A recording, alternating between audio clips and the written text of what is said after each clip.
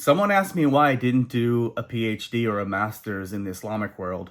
After I finished my undergraduate at Azhar, I came back to do a PhD here because I looked into the PhD and the master's program, and graduate school over there is simply gathering as much information as you can and putting it into a book. I had that same mindset having been there for 8 years. I came back to the PhD program, and for the first time, I had to write a paper.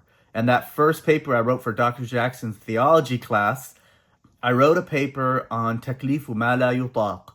Is it theoretically possible that Allah could put an obligation upon us that is beyond our capacity? And I surveyed the Mu'tazili, Ash'ari, Hanbali, and Maturidi schools on this position. And I gathered everything ever said, and I synthesized it, and I put it together in a paper, and I wrote it out as a summary.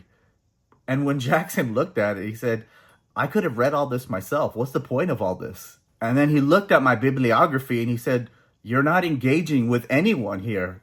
This is just a translation and a summary of what has been said in the tradition.